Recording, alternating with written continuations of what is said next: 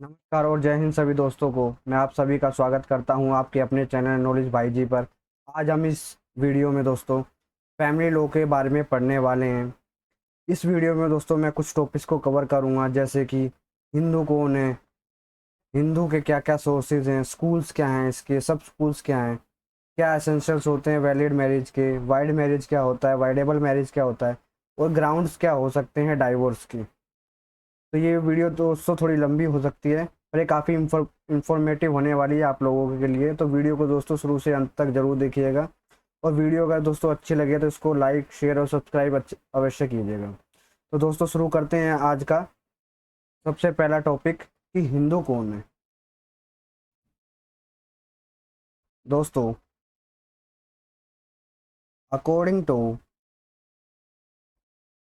Hindu marriage act, Hindu marriage act के हिसाब से या हिंदू सक्सेशन एक्ट के हिसाब से 1956, या हिंदू अडॉप्शन और मेंटेनेंस एक्ट 1956 के हिसाब से उस पर्सन को दोस्तों हम हिंदू मानेंगे जो कि हिंदू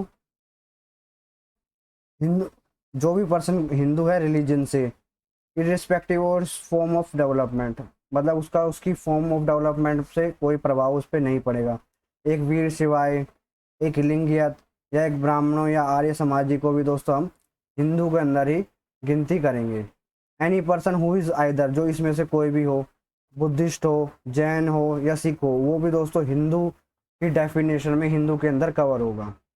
एनी अदर पर्सन जो कि डोमिसाइल्ड है, जो रहता है in the territory of this act extend, जहाँ तक ये दोस्तों एक्ट लागू होता है उसकी टेरिटरी में जो भी पर्सन रहता है उसको हम दोस्तों हिंदू मानेंगे। पर वो हु इज़ नॉट, जो नहीं होना चाहिए, मतलब वो मुसलमान नहीं होना चाहिए, मुस्लिम बाय रिलीजन, वो क्रिश्चियन नहीं होना चाहिए, वो पारसी नहीं होना चाहिए, और जू नहीं होना चाहिए। ये दोस्तों ये एक्सेप्शन है हिंदू की। तो ये तीन चीज़ें दोस्तों वो नहीं होना चाहिए। आगे देखते हैं दोस्तों। एनी चाइल्ड, कोई भी बच्चा,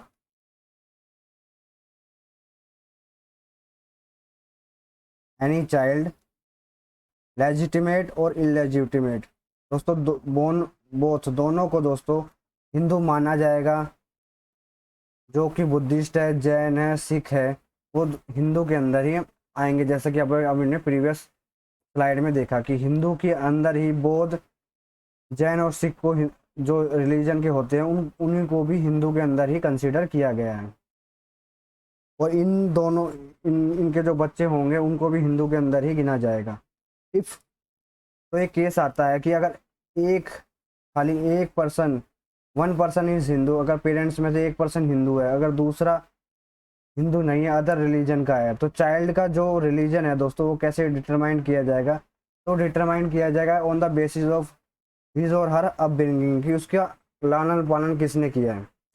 अगर उसका जो पोषण है या लालन पालन है वो एक हिंदू के द्वारा किया गया है तो वो हिंदू कहलाएगा। अगर उसका किसी दूसरे धर्म के व्यक्ति के द्वारा किया गया है तो उसको वो उस धर्म का कहलाएगा, वो हिंदू नहीं कहलाएगा। Any person who is converted to Hindu, जो भी पर्सन दोस्तों हिंदू में कन्वर्ट हो गए हैं, या बुद्धिस्ट में कन्वर्जन हो गया, या जैन में या सिख रिलीजन में जिन्होंने कन्वर्जन कर लिया है, वो सभी इस हिंदू डेफिनेशन के अंदर में आएंगे, इसके अंदर कवर होंगे। उनके ऊपर दोस्तों जो है हिंदू लॉ अप्लीकेबल होगा। इससे रिलेटेड हम एक केस देख लेते हैं। ये केस दोस्तों,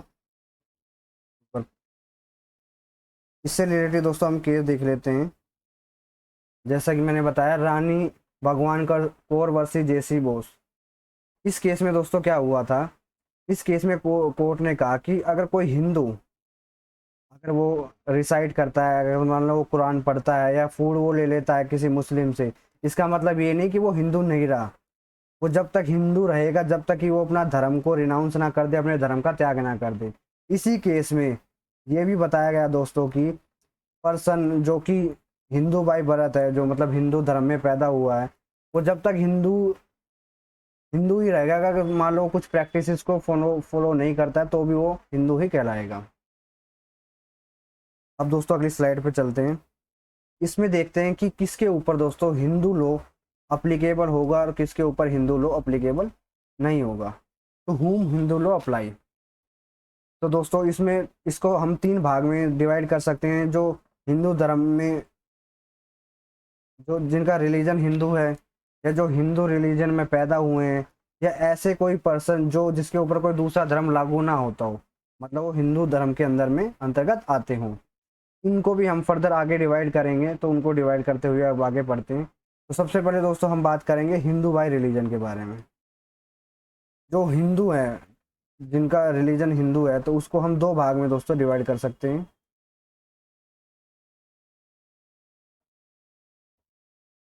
पहला है दोस्तों हिंदू बाय रिलीजन। इसको या तो आप हिंदू धर्म में ही पैदा हुए होगे तो आप हिंदू बाय रिलीजन हो जाओगे, मतलब आपका जन्म ही उस घर में हुआ है जिसमें सारे व्यक्ति दोस्तों जो है हिंदू हैं, या बुद्ध हैं, या जैन हैं, या सिख हैं। उस समय आप जो उस धर्म में पैदा होते हो तो उसको आप बोर्न हिंदू कहलाते हो। या दोस्तों आप किसी दूसरे धर्म के हो और आपने कन्वर्जन कर लिया है हिंदू में, तो आप हिंदू बाय रिलीजन के अंदर दोस्तों ये दोनों चीज़ें आएंगी। ठीक है। Hindu by birth, Hindu by birth, इसको भी दोस्तों हम दो दो भाग में दोस्तों डिवाइड कर सकते हैं।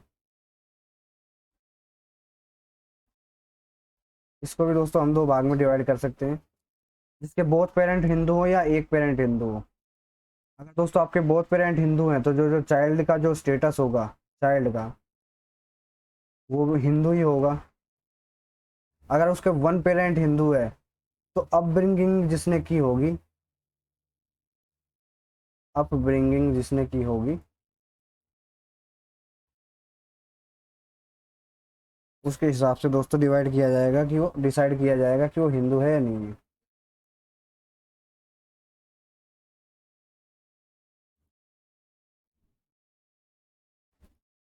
अपब्रिंगिंग हिंदू के द्वारा है या नहीं है, तो हम इसमें ये चेक करेंगे। अगर अपब्रिंगिंग हिंदू के द्वारा है तो हिंदू होगा, नहीं है तो वो दोस्तों हिंदू नहीं होगा। और जो तीसरा दोस्तों है जिसके ऊपर हिंदू लॉ अप्लाई होता है, वो पर्सन है जो किसी दूसरे लॉ के द्वारा गवर्न नहीं होते। ऐसे पर्सन दोस्तों कौन हो सकते हैं जो दूसरे लॉ के द्वारा गवर्न होते हैं? जैसे कि जो मुस्लिम नहीं है, मतलब उनके ऊपर हिंदू लॉ लग रहा होगा, क्रिश्चियन नहीं है, या जो पारसी नहीं है, जो जू नहीं है, वो दोस्तों इस लॉ के द्वारा हिंदू लॉ जिनके ऊपर लग रहा है वो इसके अंदर हम आएंगे। तो अब क्वेश्चन आता है कि किसके ऊपर हिंदू लॉ जो है वो अप्लाई नहीं होगा। तो whom Hindu law does not apply, किसके ऊपर दोस्तों हिंदू लॉ अप्लाई नहीं हो रहा होगा? तो ऐसे any children whose one parent is Hindu, और जिसकी अपब्रिंगिंग दोस्तों उस पेरेंट के द्वारा की गई है जो कि हिंदू नहीं है। या ऐसे कोई पर्सन जो कि कन्वर्ट हो गए हैं किसी दूसरे रिलीजन में, मतलब सपोज करो कि ये हिंदू था, अब वो दोस्तों की ये दोस्तों कन्वर्ट हो गया है किसमें, मुस्लिम बन गया है वो, या क्रिश्चियन बन गया है वो।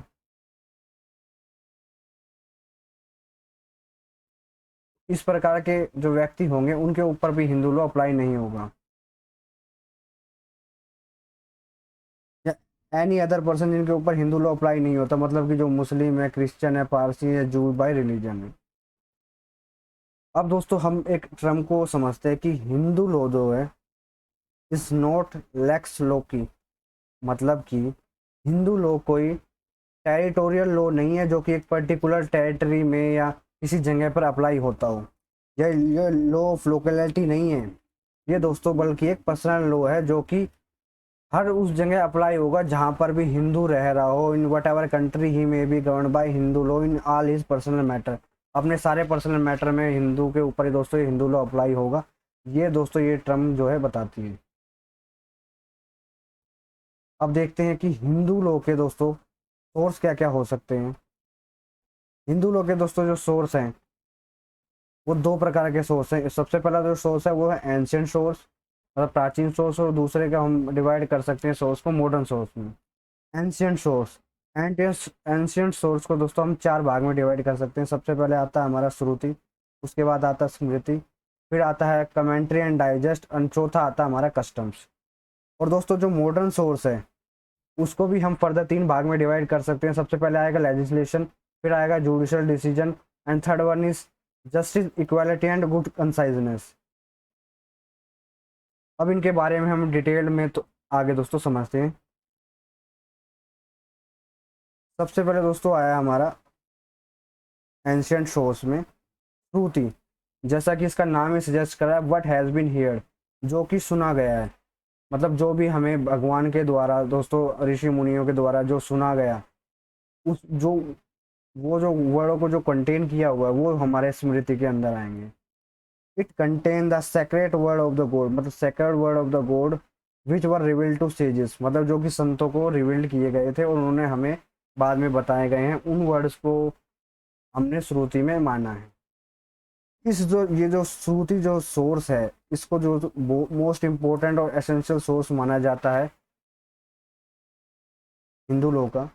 और जो श्रुतिज हैं, ये क्या है दोस्तों, ये प्योर अटरेंस है, मतलब प्योर कथन है जो कि इंश्राइंड कर दिए गए हैं, जो इसको वेदों के अंदर गठित कर दिया गया है, उनके अंदर अंकित कर दिया गया है, जो भी ये भगवान के द्वारा संतों को बताया गया और उन्होंने उनको वेदों में लिख दिया। तो वो सारी चीज़ें दोस्तों हमारी श्रुति के अंदर आएंगी। अगला जो सोर्स है वो है स्मृति, मतलब जो भी हमारी स्मृति, मतलब हमारे माइंड में जो भी चीज़ रिमेंबर रह गई, संतों को रिमेंबर रह गई, उस वाली चीज़ को दोस्तों, उस वाले ज्ञान को हम स्मृति मानेंगे। व्हाट हैज़ बीन रिमेंबर, जो हमारे दिमाग में रिमेंबर रह गया, इसको भी एक इम्पोर्टेंट सोर्स कंसिडर किया जाता है। और ये जो भी चीज़ रिमेंबर रह गई, इसको इंटरप्रेट किसके द्वारा किया गया, ऋषियों के द्वारा किया गया। सारी जनरेशन जो आगे आने वाली पीढ़ियाँ हैं उनको बताया गया।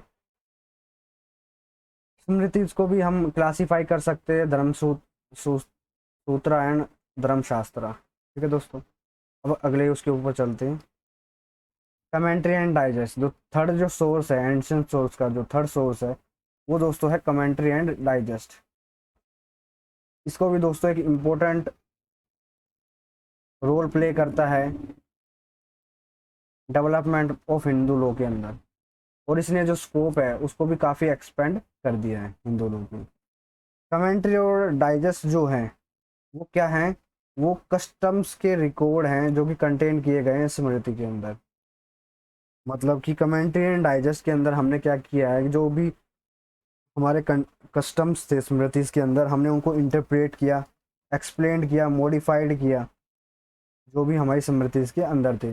अगर इनका एक बार सिंगल इंटरप्रिटेशन किया गया है तो उसको दोस्तों हम स्मृति का जो भी के अंदर जो कस्टम थे, अगर उनका सिंगल इंटरप्रिटेशन किया गया है तो दोस्तों उसको हम कमेंट्री बोलेंगे। अगर उसका डिफरेंट इंटरप्रिटेशन हुआ है तो उसको हम डाइजेस्ट बोलेंगे। अब जो दोस्तों अगला सोर्स जो आएगा हमारा, वो आएगा हमारा कस्टम। कस्टम दोस्तों क्या होता है कि कस्टम एक ट्रेडिशंस होते हैं जो कि प्रैक्टिस किए जा रहे हैं सोसाइटी में काफ़ी लंबे समय से या एंशिएंट टाइम से। It is type of practice that is under continuous observation, जो कि कंटिन्यूस जिसके ऊपर ऑब्जर्व किया गया है पीपलों के द्वारा, उनके द्वारा उसको फॉलो किया जा रहा है। किसी भी प्रैक्टिस को, किसी भी ट्रेडिशन को काफ़ी लंबे समय तक प्रैक्टिस किया जा रहा है तो दोस्तों वो उस जगह का कस्टम बन जाता है। इसको दोस्तों एक एग्जांपल के थ्रू समझने की कोशिश करते हैं। जैसे कि दोस्तों आपने कुछ देखा होगा कि कुछ लोग हैं, वो मान लो किसी की मृत्यु हो जाती है तो ब्लैक कपड़े पहनते हैं। कुछ व्यक्ति हैं जो वाइट कपड़े पहनते हैं। तो ये उस जगह के कस्टम्स को दिखाते हैं कि अलग अलग जगह अलग अलग कस्टम है। ये जो कस्टम है वहाँ पे काफ़ी लंबे समय तक फॉलो किए जा रहे थे। उसके बाद दोस्तों ये वहाँ के कस्टम ऑब्जर्व किया और वहाँ के कस्टम को इसके अंदर इनको शामिल कर लिया गया। ठीक है दोस्तों, अब एक कस्टम के लिए क्या क्या एसेंशियल सोर्स हो सकते हैं, मतलब क्या एसेंशियल्स होते हैं कस्टम के लिए। कंटिन्यूस होना चाहिए कस्टम, कोई भी प्रैक्टिस में जब भी वो कस्टम बनेगा। और उसका एक कंप्लीट ऑब्जर्वेशन होना चाहिए, मतलब जो भी कस्टम है उनको काफ़ी लंबे समय तक उनको ऑब्जर्व किया जाना चाहिए कि ये कस्टम ठीक है कि नहीं। ये कस्टम किसी भी पब्लिक पॉलिसी को अपोज तो नहीं करता, करता है तो किस किस लिमिट या किस एक्सटेंट तक करता है। तो ये देखने के बाद ही दोस्तों वो जो कस्टम्स हैं उनको स्वीकार किया जाता है लोगों के द्वारा। कस्टम जो है कोई पब्लिक पॉलिसी के अपोज में नहीं होने चाहिए, या कोई ऐसे नहीं होने चाहिए जो कि वेग इन नेचर हो, जो अनक्लियर हो, मतलब वो क्लियर होने चाहिए कस्टम्स। दोस्तों ये हमने एंशिएंट सोर्स को कर लिया है। सबसे पहले जैसे कि हमने बताया, इसमें हमने 4 चीज़ें करी। स्मृति को पढ़ लिया हमने हमने पहले स्मृति को पढ़ा, फिर श्रुति को पढ़ा, सॉरी, फिर स्मृति को पढ़ा, फिर कमेंट्री एंड डाइजेस्ट को पढ़ा, एंड लास्ट में कस्टम्स को पढ़ा। अब दोस्तों हम जो करने वाले हैं वो मॉडर्न सोर्स को करने वाले हैं। अब दोस्तों मॉडर्न सोर्स के ऊपर आ जाते हैं।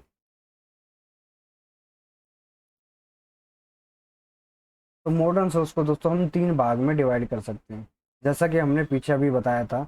इसके जो 3 भाग हैं, सबसे पहला दोस्तों लेजिस्लेशन, उससे अगला है judicial decision, and third one is justice, equality and good conciseness.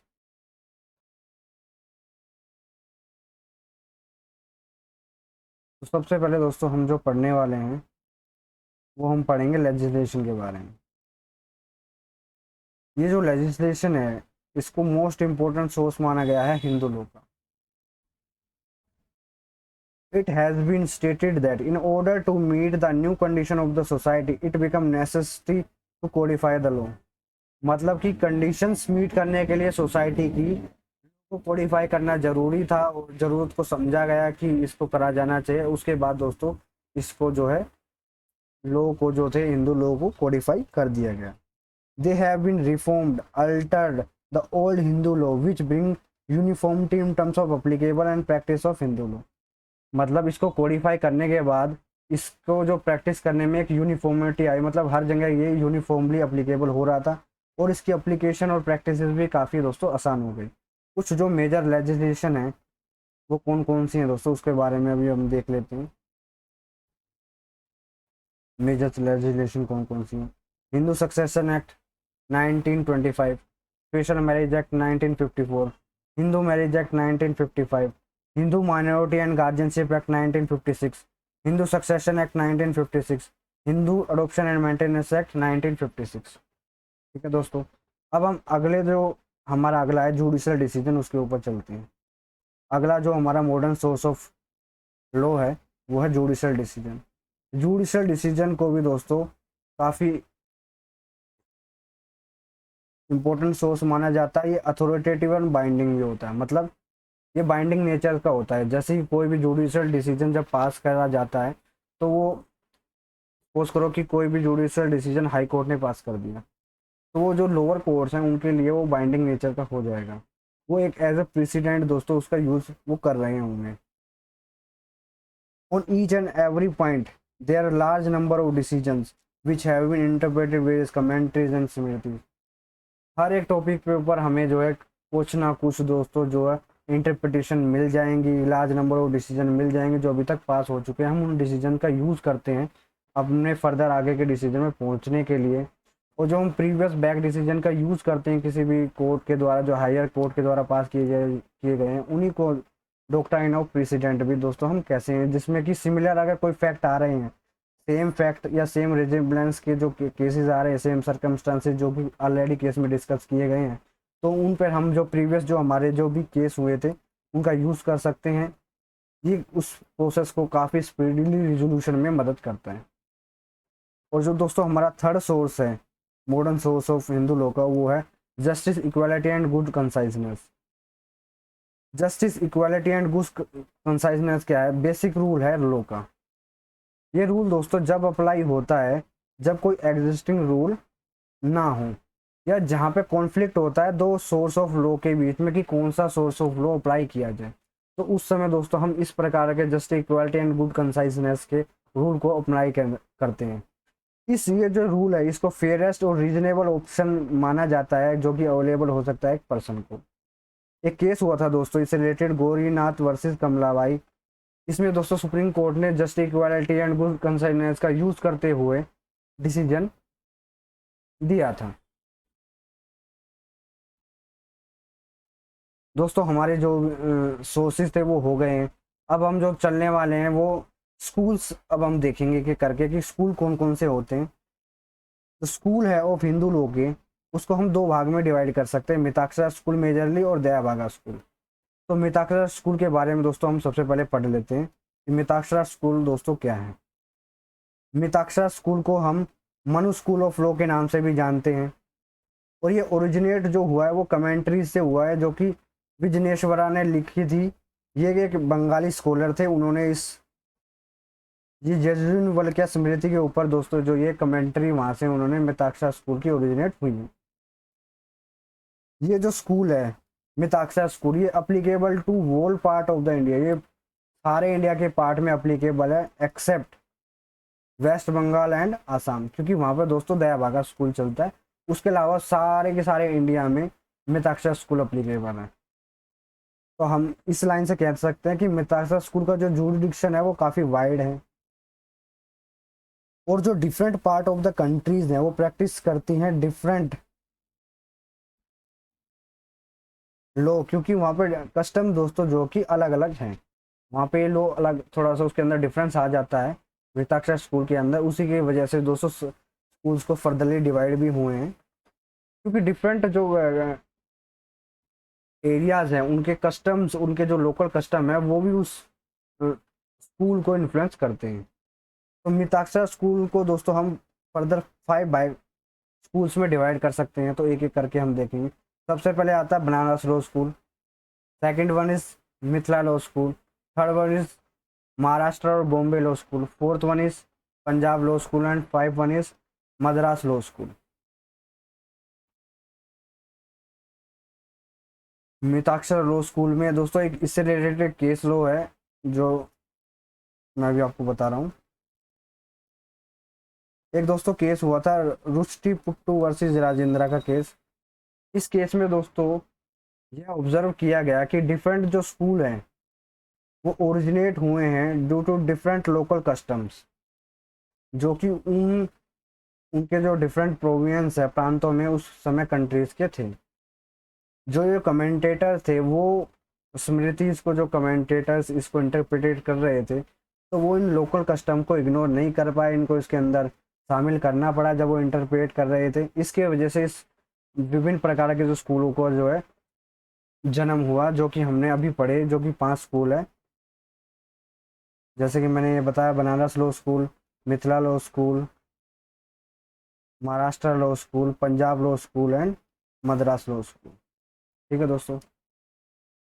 अब दोस्तों तो अगले हम भाग पे चलते हैं, जिसका नाम, अगला जो स्कूल है हमारा वो है दया भागा स्कूल। दोस्तों दया भागा जो स्कूल है इसको हम जजन वल्क्या स्कूल के नाम से भी जानते हैं, और इसकी जो कमेंट्री है ये जिम उठा वहाना के द्वारा लिखी गई थी। ठीक है। और जो ये टर्म है दया भागा, इसका मतलब होता है बुक ऑफ कंपैशन। और जो दया भागा स्कूल है ये महीने के हिसाब से ये 13वीं सेंचुरी में इसको दोस्तों दया भागा स्कूल जो है वो आया, एग्जिस्टेंस में आया, जो कि 2 सेंचुरी लेटर बाद में आया है मिताक्षरा स्कूल पे। मतलब कि मिताक्षरा स्कूल इसके हिसाब से 11वीं सदी में आ गया था। ये जो दया भागा स्कूल है इसका जो प्राइमरी फोकस होता है वो डील होता है पार्टीशन से, इनहेरिटेंस और जॉइंट फैमिली से रिलेटेड है। Under Mitakshara law the unlike Mitakshara law, जैसे कि मिताक्षरा लॉ में हम देखते हैं कि उसमें प्रिंसिपल ऑफ को पार्सनरी को एक्सेप्ट किया गया है, पर दया भागा में प्रिंसिपल ऑफ को पार्सनरी को एक्सेप्ट नहीं किया गया है। को पार्सनरी का मतलब होता है कि जैसे कि कोई भी व्यक्ति दोस्तों जन्म लेता है तो उसी समय वो जन्म के साथ ही अपनी एंसेस्टर प्रॉपर्टी में हिस्सेदार बन जाता है, पर ये चीज़ दया भागा स्कूल में नहीं होती, जो कि मिताक्षरा स्कूल में होती है। इन दया भागा स्कूल द विडो, मतलब जो विधवा का वो राइट जो होता है अपने पति की प्रॉपर्टी में, वो उसी समय होता है जब कोई लीगल हायर ना हो। अगर लीगल हायर है तो उनका हक होगा, उनका विडो का नहीं होगा। दोस्तों अब कुछ हम डिफरेंस देख लेते हैं मिताक्षरा और दया भागा स्कूल में कि क्या क्या डिफरेंसेस हैं। तो सबसे पहले बेस लिया कि as regard as joint property, अगर जॉइंट प्रॉपर्टी के बेस लेके अगर हम इनमें डिफरेंस करना चाहें तो जैसे कि मैंने बताया कि राइट टू प्रॉपर्टी, प्रॉपर्टी में जो राइट होता है वो बाय बर्थ होता है यहाँ पे। Hence the son is the owner of the father ancestor property, father की जो एंसेस्टर प्रॉपर्टी है उसमें सन भी दोस्तों जो है को ओनर होता है। परंतु जो दया भागा स्कूल है उसमें जो राइट अराइज होता है ये डेथ के बाद हो जाता है। जब फादर की डेथ हो जाती है तो उसके बाद सन के पास ये एंसेस्टर प्रॉपर्टी में राइट होता है। जब तक फादर का लाइफ टाइम वो जब तक उनका लाइफ टाइम है, जब तक वो जीवित है, जब तक इस सन को दयाभागा स्कूल में प्रॉपर्टी में राइट नहीं मिलता। Father has restricted power of alienation, मतलब कि फादर अपनी प्रॉपर्टी को डिस्पोज नहीं कर सकता, क्योंकि सन अपनी क्लेम कर सकता है partition even against the father. यहाँ पे दया भागा स्कूल में फादर के पास एब्सोल्यूट पावर होती है एलिनेशन की, and son can not claim partition, partition claim नहीं कर सकता। इसमें जो इंटरेस्ट होता है मेंबर्स का जॉइंट फैमिली के अंदर, वो डेथ के बाद सर्वाइवरशिप में पास हो जाता है। सपोज करो कि ये बी फादर थे और ये ए सी और डी तीन इनके बच्चे हैं। अब जो डी है, डी जो सन है, इसकी डेथ हो जाती है। तो अब जो ये जो इसके जो इसका जो राइट्स थे, इसके जो इंटरेस्ट थे, वो इन दोनों में इक्वली डिवाइड हो जाएंगे, ए एंड बी में। ठीक है दोस्तों, ए एंड बी में इक्वली डिवाइड हो जाएंगे। इसी को कहते हैं द कॉन्सेप्ट ऑफ सर्वाइवरशिप, मतलब जो बच गया उसके अंदर उसको हम बराबर भाग में बांट देंगे। The interest of every person would on his death and pass by the inheritance. इसमें दोस्तों पर इनहेरिटेंस से पास होता है, इसमें सर्वाइवरशिप नहीं होता। मतलब उसके जो भी लीगल हायर होंगे उनको जो भी उसका प्रॉपर्टी में राइट्स होंगे वो उसके बाद उनके जो भी इनहेरिटेंस या लीगल हायर होंगे उनको प्राप्त होंगे। अब जो अगला डिफरेंस है वो एलिनेशन के बेस पे हम देखेंगे कि जॉइंट फैमिली के अंदर कोई भी मेंबर जो है डिस्पोज नहीं कर सकता जब तक कि वो अनडिवाइडेड है। इसमें कोई भी मेंबर अपनी जो उनका शेयर है उसको डिस्पोज वो कर सकता है, एलिनेट कर सकता है जब वो अनडिवाइडेड है। As regard as inheritance, inheritance के बेस पे दोस्तों जो अगला डिफरेंस देखने वाले हैं, इसमें जो प्रिंसिपल ऑफ इनहेरिटेंस होता है वो ब्लड रिलेशन के बेस पे होता है कि मतलब कौन किसका वारिस मिलेगा वो ब्लड रिलेशन डिसाइड करेगा। इसमें जो इनहेरिटेंस है वो स्पिरिचुअल एफिकेसी के हिसाब से डिसाइड होगा, मतलब कि पिंडदान जो जो करता है या जो लीगल हायर है वो पिंडदान करने के लिए जो भी योग्य है उसके बेसिस पे जो है इनहेरिटेंस का प्रिंसिपल चलेगा। अगला जो जो डिफरेंस है वो है डॉक्ट्राइन ऑफ फैक्टम वॉलेट, मतलब कि एक फैक्ट को आप 100 टैक्स से अल्टर नहीं कर सकते। इसमें इसको रिकोगनाइज बहुत ही लिमिटेडली किया गया है, पर इसमें इसको फुली रिकोगनाइज किया गया है दया भागा स्कूल में। और अप्लीकेबिलिटी की बात करें तो दोस्तों जो दया भागा स्कूल है वो ऑल इंडिया पे अप्लीकेबल है, वेस्ट बंगाल और असम को छोड़ के। और दोस्तों जो दया भागा स्कूल है वो वेस्ट बंगाल और असम में ही अप्लीकेबल है। दोस्तों आई होप कि आपको ये वीडियो क्लियर हो रही होगी। जो जो मैं पढ़ा रहा हूँ ये फटाफट रिवीजन सीरीज है, ये काफ़ी उन बच्चों के लिए हेल्पफुल होने वाली जिनके एग्ज़ाम अभी पास में है। तो मैं फटाफट रिवीजन करता हुआ चल रहा हूँ, आपको आशा रखता हूँ कि सब कुछ समझ में आ रहा होगा। अब दोस्तों एक अगला क्वेश्चन अराइज होता है कि हिंदू मैरिज जो है वो एक सैक्रामेंट है या सिविल कॉन्ट्रैक्ट है। ये क्वेश्चन काफ़ी बार पूछ लिया जाता है आपसे एग्ज़ाम में। सैक्रामेंट का मतलब होता है कि वो संस्कार है, जैसे हमारे हिंदूज के अंदर 16 संस्कार होते हैं। ये हिंदू मैरिज को दोस्तों पहले जब ओल्ड हिंदू लॉ था उस हिसाब में इसको संस्कार माना जाता था, क्योंकि उस समय तक डाइवोर्स का कॉन्सेप्ट इंट्रोड्यूस नहीं हुआ था। तो अब दोस्तों हम देखते हैं कि ये क्या है, किस प्रकार का आपका आंसर होना चाहिए अगर ये क्वेश्चन आपके सामने आ जाए। तो दोस्तों according to Hindu text a man can not be said to be marital existence. Marital existence में जब तक नहीं आता जब तक कि वो एक वाइफ को रख नहीं लेता, उस वाइफ के साथ मैरिज नहीं कर लेता। एक मैन जो है वो अपने आप में हाफ होता है, और वो दोस्तों वो कभी फुली बोर्न होता ही नहीं, और वो अपनी कंप्लीटनेस जब ही पूरी करेगा जब वो शादी कर लेगा। दैट्स वाई, इसलिए तो जो ब्राह्मण जो है उन्होंने कहा है कि the person known as husband is really known as wife. जो हस्बैंड है वही वाइफ है और जो वाइफ है वही हस्बैंड है। दस द मैरिज, जो ये कॉन्सेप्ट है मैरिज का, ओल्डेस्ट असेंशियल इंस्टीट्यूशन है ऑफ हिंदूज के लिए, and it's occupy very important place in their social life. उनकी सोशल लाइफ में भी काफ़ी इंपॉर्टेंट प्लेस जो है मैरिज रखती है। ये one of the important sacrament में से है हिंदूज के, irrespective of caste and sex has been provided as compulsory over males and females, जो कि कंपलसरी है बहुत मेल्स और फीमेल्स के लिए। So the institution of the marriage, man and woman are united into a wedlock। जब man और women एक वेडलॉक, एक शादी के बंधन में बढ़ जाते हैं, the purpose of general is not to give birth to a male child, तो उसका पर्पस खाली एक मेल चाइल्ड को बर्थ देना नहीं होता, but every born Hindu is under a religious obligation to discharge three types of debt। जो भी एक हिंदू होता है जन्म से ही उसके ऊपर तीन प्रकार के ऋण होते हैं। सबसे पहला होता है पितृ ऋण, उसके बाद देव ऋण एंड ऋषि ऋण। पितृ ऋण मतलब ऋण ऑफ एंसेस्टर्स, देव ऋण मतलब ऋण ऑफ गॉड्स, एंड ऋषि ऋण ऋण टुवर्ड्स ऋषि एंड सिद्धीज। इन द डिस्चार्ज ऑफ पितृ ऋण he must necessity have his own son, मतलब पितृ ऋण को अगर उसको डिस्चार्ज करना है तो उसका अपना एक पुत्र होना चाहिए जिसको हम धर्मज पुत्र कहते हैं, जो कि उसकी लीगली वेडिंग वाइफ से होना चाहिए, जो कि परफॉर्म करता है सारे फ्यूनरल राइट्स, मतलब जो मर जाता है सारे अंतिम समय की जो विधियां होती हैं हिंदू के अंदर वो सारी उसके पूरे करता है, और कोई भी सेक्रेट ऑब्लिगेशंस होती हैं उनको भी वो पूरे करता है, जिससे कि उनके एंसेस्टर पूर्वज को आज़ादी मिल जाए, उनको जो है मोक्ष मिल जाए।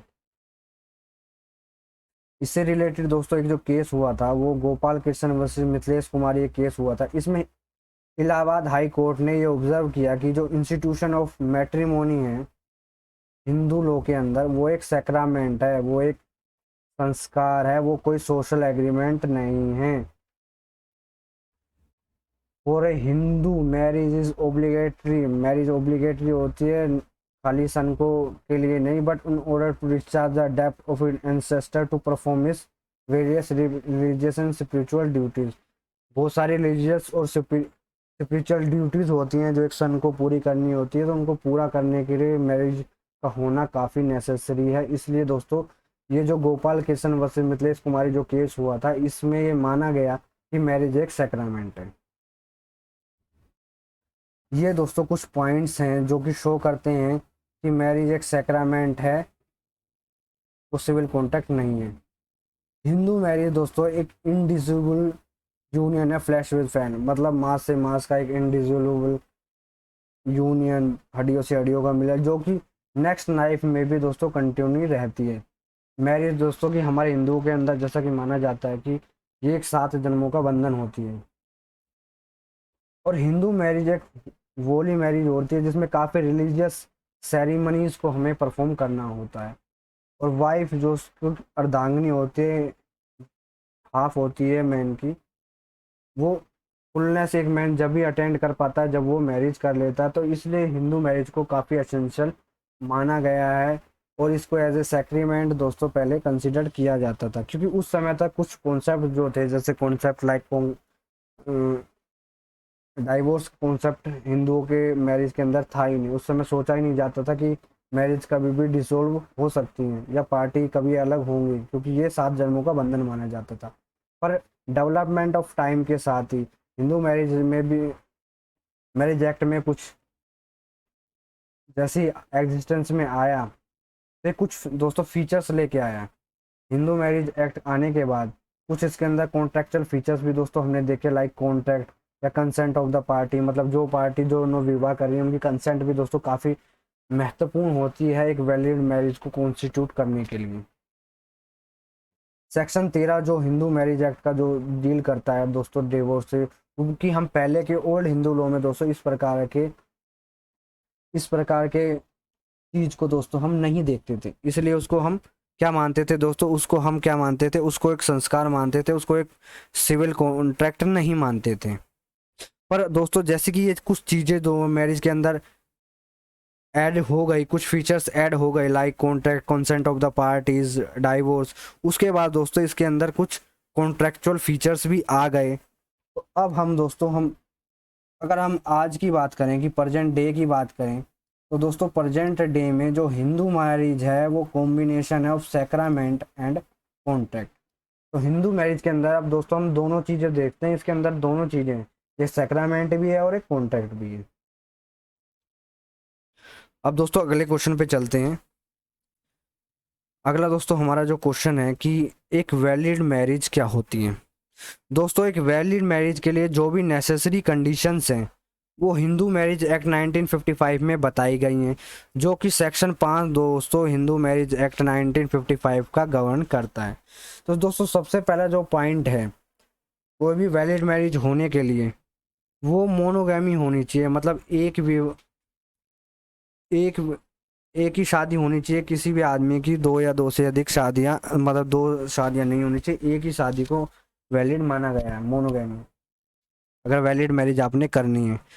मतलब कि ये जो सेक्शन 5 है, ये एक्ट जो है ये प्रोहिबिट करता है पोलीगैमी एंड पोलीएंड्री को, मतलब पत्नियां और बहुपति को दोस्तों ये एक्ट जो है नहीं मानता। अगर कोई ऐसी चीज़ होती है तो उस प्रकार की मैरिज को हम वैलिड मैरिज नहीं मानेंगे।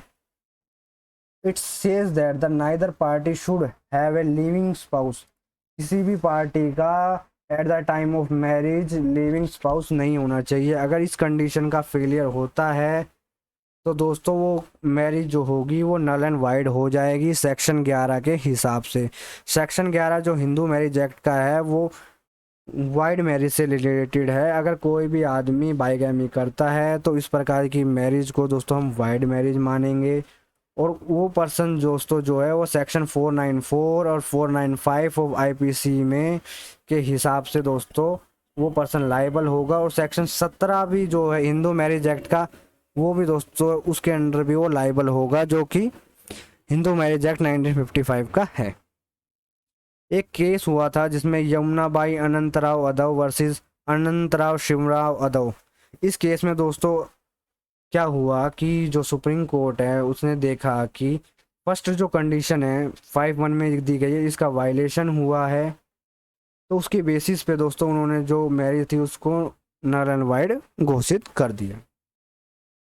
अब दोस्तों जो सेकंड इम्पोर्टेंट कंडीशन है वैलिड मैरिज के लिए वो है मेंटल हेल्थ और सैनिटी, जिसमें सेक्शन 5 सब क्लोज 2 में बताया गया है।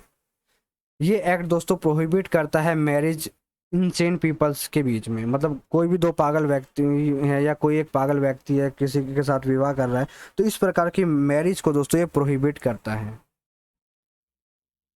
दोस्तों ये एक्ट कहता है the party must be of sound mind and must not be suffering from any disability which prevent him from giving a valid consent. मतलब वो किसी भी बीमारी, दिमागी रूप से बीमारी से ग्रसित नहीं होने चाहिए जब वो मैरिज कर रहे हों, जिसकी वजह से वो एक वैलिड कंसेंट ना दे पाएँ। अगर इस कंडीशन का फेलियर होता है तो वो दोस्तों इस प्रकार की मैरिज दोस्तों सेक्शन 12 के अंडर में आएंगे और वो वाइडेबल मैरिजेस हो जाएंगी। एक इसी से रिलेटेड केस हुआ था अलका शर्मा वर्सेस अविनेश चंद्र शर्मा का केस। इस केस में दोस्तों कोर्ट ने ये जो मैरिज थी इसको दोस्तों वाइड डिक्लेयर कर दिया था, क्योंकि इसमें जो कंडीशंस थी, इसमें जो पार्टीज थी वो मेंटली एक पार्टी स्टेबल नहीं थी। इस बेस पे दोस्तों उन्होंने एपेक्स कोर्ट ने जो तो ये जो मैरिज थी इसको नल एंड वाइड डिक्लेयर कर दिया। थर्ड जो दोस्तों जो इम्पोर्टेंट कंडीशन है किसी भी वैलिड मैरिज को होने के लिए वो दोस्तों है एज ऑफ द पार्टीज। जब दोस्तों ये एक्ट बना था, एक्ट बनने के समय में जो एज होती थी एक बॉय की वो 18 साल होती थी और एक गर्ल की जो एज थी वो थी 15 साल।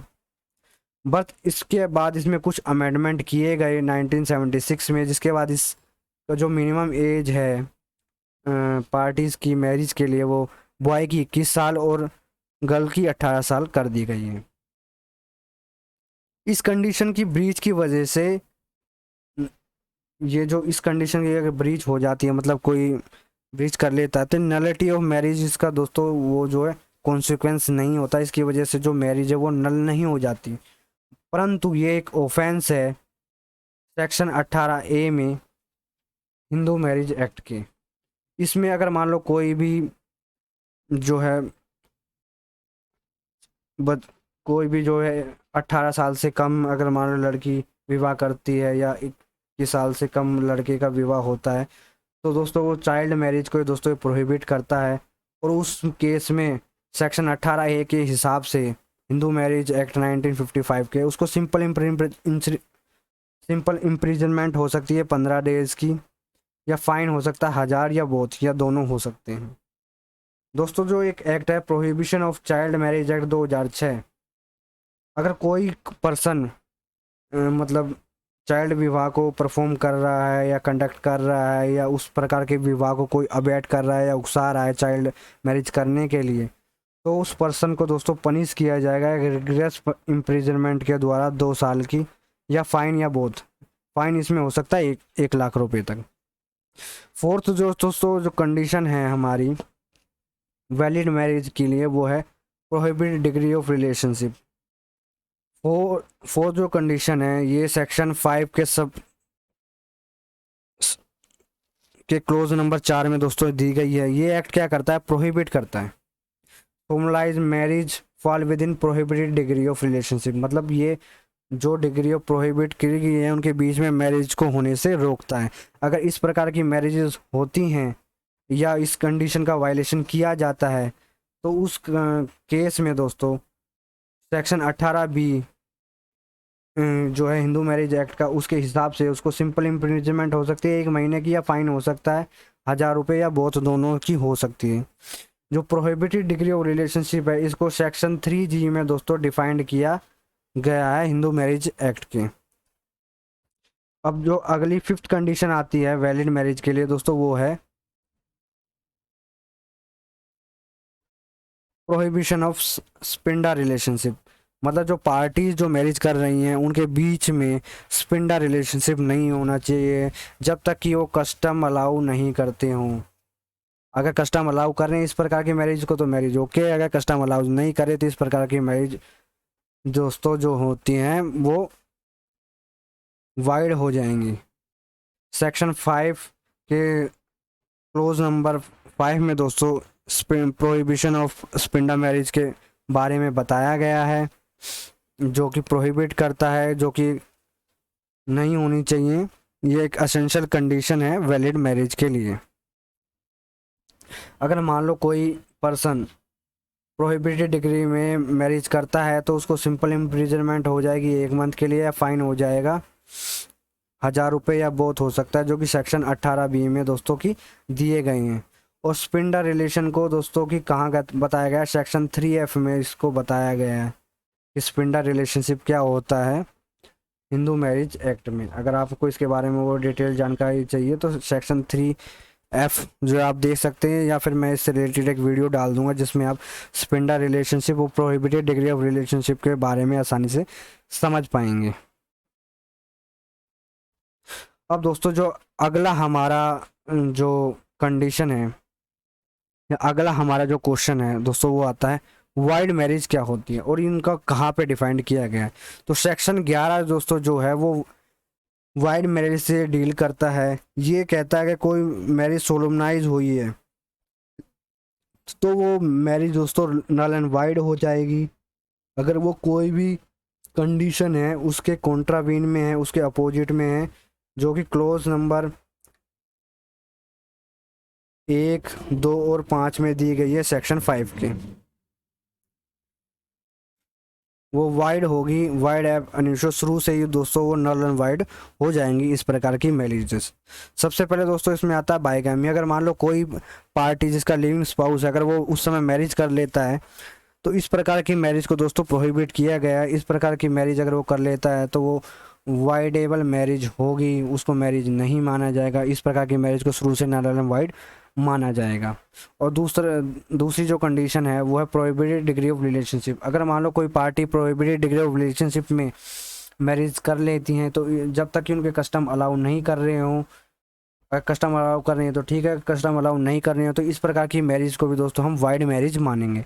और जो तीसरी कंडीशन है वो है स्पिंडा रिलेशनशिप। अगर दो पार्टी जो स्पिंडा है एक दूसरे के अगर वो मैरिज कर रहे हैं जब तक कि उनके कस्टम अलाउ ना करते हों अगर कस्टम अलाउ नहीं कर रहे हैं और वो मैरिज कर लेते हैं तो इस प्रकार की मैरिज को भी दोस्तों वॉइड मैरिज के अंदर कंसिडर किया जाएगा। इस प्रकार की जो मैरिज होती हैं इससे रिलेटेड जो सेक्शन है वो सेक्शन 11 दोस्तों गवर्न करता है। और इस प्रकार की जो मैरिज होती हैं वो शुरू से नल एंड वाइड हो जाती हैं। Section 11 for divorce requires that a petition under this section is to be presented by either husband or wife। इसके बेस पे दोस्तों कोई भी जो हस्बैंड या वाइफ है वो पिटिशन दोस्तों ला सकता है डाइवोर्स के लिए, ठीक है। Therefore when a first wife of a person seek declaration of nullity of marriage, अगर मान लो फर्स्ट वाइफ डिक्लेयर करना चाह रही है मैरिज को नल एंड वाइड, तो उसके लिए दोस्तों ये एक्ट उससे गवर्न नहीं करेगा। उसके लिए उसको जो है गवर्न करेगा सेक्शन 9 ऑफ सीपीसी, जिसको रीड करना पड़ेगा section 34 of special relief act के साथ। अगली प्रकार की दोस्तों जो मैरिज है वो है हमारी वाइडेबल मैरिज। वाइडेबल मैरिज के बारे में दोस्तों कहाँ पे बताया गया? तो वाइडेबल मैरिज के बारे में सेक्शन 12 में बताया गया। अगर कोई भी मैरिज सोलमनाइज होती है इस एक्ट में सेक्शन 12 में जो जो कंडीशन दिए गए हैं उनके हिसाब से कोई भी मैरिज अगर सोलमनाइज हुई है तो उस प्रकार की मैरिज को दोस्तों हम वाइडेबल मैरिज कहेंगे, ठीक है। और इसको क्या क्या ग्राउंड हो सकते हैं दोस्तों, इसके ग्राउंड्स देख लेते हैं। सबसे पहला इम्पोर्टेंसी, अगर मान लो जो पार्टी मैरिज कर रही हैं उस समय दोस्तों कोई पार्टी इम्पोर्टेंट है, वो मैरिज करने के लायक ही नहीं थी, मतलब वो मैरिज की जो भी ओब्लिगेशंस और राइट और ड्यूटी है उसको फुलफिल ही नहीं कर पाती, इस प्रकार की कंडीशन में नहीं थी और उनके बीच में मैरिज हो जाती है। तो इस प्रकार की मैरिज दोस्तों एक पार्टी, कोई भी एक पार्टी, उसके खिलाफ जो भी पार्टी इम्पोर्टेंट है उसके खिलाफ डाइवोर्स की पिटीशन को फाइल कर सकती है और इजीली जो है डाइवोर्स क्लेम कर सकती है। दूसरी जो कंडीशन है वो है दोस्तों इनसैनिटी या अनसाउंडनेस ऑफ माइंड। अगर मान लो जब ये मैरिज हो रही हैं, ये मैरिज अगर सोलमनाइज हो जाती हैं, जो कि हमने अभी दोस्तों देखा कि किसी भी मैरिज को होने के लिए दोस्तों क्या चाहिए कि जो पार्टीज़ हैं वो साउंड माइंड की होनी चाहिए। अगर वो साउंड माइंड की नहीं है तो उस प्रकार की मैरिज दोस्तों जो कि वाइडेबल मैरिज हो जाती हैं। ये वाइडेबल हो सकती हैं किसी भी एक पार्टी के कहने पर। इससे रिलेटेड एक केस है लक्ष्मी नारायण वर्सेस शांति का, आप इसको दोस्तों डिटेल में पढ़ सकते हैं। इस केस में दोस्तों इंसैनिटी के बेस पे इस मैरिज को जो है वाइडेबल डिक्लेयर कर दिया गया था। ये दोस्तों जो तीसरी कंडीशन है वाइडेबल मैरिज की कि आपकी जो कंसेंट है मैरिज के लिए वो ऑब्टेन की गई थी फोर्स से या फ्रॉड के थ्रू। अगर ये भी होता है कि आपकी जो कंसेंट है वो फ्री नहीं है या फोर्स या फ्रॉड के थ्रू ऑब्टेन की गई है तो इस प्रकार की मैरिज दोस्तों वाइडेबल हो जाती हैं। मतलब ये कोई भी पार्टी, इसमें किसी भी पार्टी की एक रिक्वेस्ट में इस प्रकार की मैरिजेस को दोस्तों वाइड डिक्लेयर किया जा सकता है। अगर दोनों पार्टी अगर इससे खुश हैं, वाइडेबल अगर वो इस प्रकार की मैरिज से खुश हैं और कोई पेटिशन नहीं रहती है तो इस प्रकार की मैरिज को दोस्तों हम वाइड मैरिज मानते हैं। यह चौथी जो कंडीशन है वो प्रेगनेंसी ऑफ द रिस्पोंडेंट। मान लो कि वाइफ जो है वो प्रेग्नेंट थी at the time of marriage by some other people, तो उसमें दोस्तों हम कहेंगे अदर देन द पेटिशनर। तो इस केस में भी दोस्तों इस प्रकार की जो मैरिज होगी वो वाइडेबल हो जाएगी। अब दोस्तों देख लेते हैं इफेक्ट क्या रहेंगे वाइडेबल मैरिज के। A voidable marriage is perfectly valid marriage. वो वाइडेबल मैरिज जो होती है वो एक वैलिड मैरिज की तरह ही होती है as long as it is not avoided, जब तक कि इसको अवॉइडेड ना किया जाए, जब तक कि उसके खिलाफ पेटिशन ना लाई जाए। A voidable marriage can be avoided by only on the petitioner of the parties of the marriage. If one party does not petition for annulment of marriage then marriage will remain valid. अगर मान लीजिए petition नहीं लेके आते हैं तो marriage दोस्तों जो कि वैलिड ही रहेंगी। अब दोस्तों डिफरेंस देख लेते हैं कि वैलिड और वाइड मैरिज में दोस्तों क्या डिफरेंसेस होते हैं, क्या डिस्टिंक्शन हो सकती है वाइड और वाइडेबल मैरिजेज में।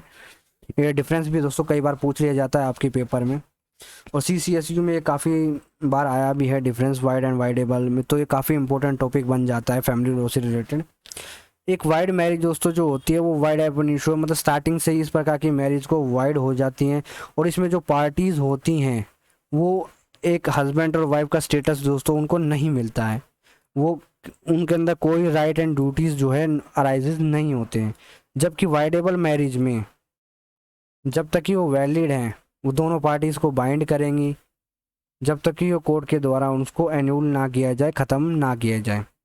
The parties to void marriage may perform another marriage without getting a decree और declaration their void marriage as a void. जो वाइड मैरिज होती है उसमें दूसरी पार्टी जो है विदाउट कंसेंट शादी कर सकती है, पर ये केस जो है वाइडेबल मैरिज के केस में नहीं होता। अब दोस्तों जैसा कि हम जानते हैं कि सेक्शन 11 में दोस्तों वाइड मैरिज के बारे में बताया गया है, सेक्शन 12 में हिंदू मैरिज एक्ट के वाइडेबल मैरिज के बारे में बताया गया है। अब हम इनकी जो डिफरेंस है उनको थोड़ा सा टेबुलर फॉर्म में दोस्तों देख लेते हैं कि इनके डिफरेंस किस किस प्रकार के होने वाले हैं। दोस्तों सबसे पहले हमारा आ गया वाइडेबल मैरिज एंड सेकेंड है हमारा वाइड मैरिज। दोस्तों in a void marriage the party do not acquire status of husband and wife. Void marriage में एक हस्बैंड और वाइफ का स्टेटस एक्वायर ही नहीं होता है, क्योंकि शुरू से इस प्रकार की मैरिज वाइड होती हैं तो उनकी एक दूसरे के प्रति कोई म्यूचुअल राइट्स एंड ओब्लिगेशन भी दोस्तों नहीं होते हैं। वाइडेबल मैरिज में पार्टीज जो हस्बैंड और वाइफ का स्टेटस एक्वायर करती हैं तो उनके जो है एक दूसरे के प्रति जो ओब्लिगेशन रहेंगे जब तक कि कोर्ट उनकी मैरिज को वाइड डिक्लेयर ना कर दें। इस प्रकार की स्टार्टिंग से ही मैरिज जो वाइड मैरिज होती है स्टार्टिंग से ही अनवैलिड मतलब नल एंड वाइड होती हैं, पर इस प्रकार की मैरिज परफेक्टली वैलिड होती हैं जब तक कि उसको कोर्ट अपनी डिग्री से वाइड डिक्लेयर ना करें। In a void marriage either of the parties of the marriage may marry again without getting a decree. दोस्तों जैसा कि हमने अभी ऊपर पढ़ा कि इसमें वाइड मैरिज में कोई राइट्स एंड ड्यूटीज अराइज नहीं होते, हस्बैंड और वाइफ का कोई स्टेटस मिलता ही नहीं है। तो इसमें जो वाइड मैरिज के अंदर दोस्तों आप जो है दूसरी शादी कर सकते हैं, आपके ऊपर बाईगैमी का कोई ऑफेंस नहीं लगेगा। पर वाइडेबल मैरिज में आपके ऊपर बाईगैमी का ऑफेंस लग जाएगा, क्योंकि आपकी राइट एंड ड्यूटीज अराइजेज होते हैं जब तक कि आपकी मैरिज को वाइड डिक्लेयर ना किया गया हो, अगर आप दूसरी शादी करते हैं तो। दोस्तों in wide marriage wife entitle to claim. Wife valid wide marriage के अंदर दोस्तों वाइफ जो है वो मेंटेनेंस क्लेम कर सकती है under section 125 of CRPC S C require not status of wife. मतलब इसमें एक वाइड मैरिज के अंदर वाइफ के पास जो है मेंटेनेंस क्लेम करने का कोई अधिकार नहीं होता, पर वाइडेबल मैरिज में मेंटेनेंस क्लेम कर सकती है जब तक कि उसकी मैरिज को वाइड डिक्लेयर ना किया जाए। In wide marriage, neither of the party acquire right of inheritance or death of other party when succession open. Wide marriage के अंदर प्रॉपर्टी को इनहेरिटेंस के द्वारा एक्वायर नहीं किया जा सकता, क्योंकि इस प्रकार की मैरिज से कोई ओब्लिगेशन अराइज नहीं होती है, बल्कि वाइडेबल मैरिज में प्रॉपर्टी पे हक आ जाता है। अगर आपके मान लो हस्बैंड की डेथ हो गई तो वाइफ को दोस्तों जो है उनके जो भी उनके इंटरेस्ट है प्रॉपर्टी में वो ट्रांसफ़र कर दिए जाएंगे जब तक कि मैरिज जो है वो ख़त्म ना की गई हो कोर्ट के द्वारा। दोस्तों ये भी एक काफ़ी इम्पोर्टेंट टॉपिक रहता है हमारा। ये जो टॉपिक है ये है ग्राउंड हिंदू मैरिज के क्या हो सकते हैं डाइवोर्स के लिए। दोस्तों अब हम इसमें हम ग्राउंड्स को दोस्तों देखने वाले हैं कि क्या क्या ग्राउंड हो सकते हैं जिसके बेसिस पे आप डिवोर्स फाइल कर सकते हो, डिवोर्स की पिटीशन ला सकते हो। दोस्तों इन ग्राउंड्स को हमने दो भागों में बांटा है। Grounds available to either husband और वाइफ, मतलब कि जो दोनों पार्टीज जिसका अवेलेबल हैं, जिस बेसिस पे दोनों पार्टीज एक दूसरे से डाइवोर्स ले सकते हैं, या कुछ ऐसे ग्राउंड है जो खाली वाइफ को ही अप्लीकेबल हैं। तो ये ग्राउंड काफ़ी कई बार शॉर्ट टॉपिक में एडिशनल ग्राउंड टू वाइफ क्या हो सकते हैं डाइवोर्स को ये पूछा गया है, या लॉन्ग क्वेश्चन में जो ग्राउंड्स ऑफ डाइवोर्स है वो आपको से पूछा गया है। तो ये भी काफ़ी इम्पोर्टेंट क्वेश्चन हो जाता है पेपर की दृष्टि से। जो चलो दोस्तों इसको थोड़ा सा समझ लेते हैं कि क्या क्या ग्राउंड हो सकते हैं डाइवोर्स के। तो शुरू करते हैं grounds of divorce available to both मतलब हस्बैंड और वाइफ दोनों को जोन जोन से ग्राउंड अवेलेबल हैं, हम उसके बारे में दोस्तों इसमें चर्चा करने वाले हैं। सबसे पहला जो ग्राउंड होगा दोस्तों वो होगा adultery. When either party has after the solemnise of marriage, मतलब मैरिज होने के बाद अगर वॉलंटरी सेक्सुअल इंटरकोर्स होता है किसी अदर पर्सन के साथ अदर देन हर स्पाउस के साथ, तो उसको दोस्तों हम अडल्ट्री कहेंगे। अगर मान लो कोई भी सपोज करो कोई भी पार्टी आइदर हस्बैंड या वाइफ अडल्ट्री करता है, तो जो भी इसमें एग्रीव पार्टी है वो पिटिशन दोस्तों ला सकती है डाइवोर्स के लिए। अडल्ट्री दोस्तों एक बेस हो सकता है जिसके बेस पे दोस्तों पिटिशन लाई जा सकती है डिवोर्स की। अगला जो हमारा जो बेस है, अगला जो हमारा ग्राउंड है डाइवोर्स के लिए दोस्तों वो है क्रूअल्टी। क्रूअल्टी के बेसिस पे भी दोस्तों दोस्तों जो है हम पिटिशन ला सकते हैं डाइवोर्स की, जो कि सेक्शन 13 के क्लोज 1 में दोस्तों हमने बताया है। The cruelty and desertion which were the ground of judicial separation have been made on the ground of divorce also. Cruelty और डिजर्शन जिसके बेसिस जो जुडिशियल सेपरेशन के ग्राउंड है वो डाइवोर्स के भी ग्राउंड हैं। There is precise definition of cruelty because the term is so wide. तो जो ये क्रूअल्टी की डेफिनेशन है इसको भी दोस्तों काफ़ी अच्छी तरीके से डिफाइन किया गया है। Several situation has come over the past 100 year which shows the cruelties can be mental और फिजिकल।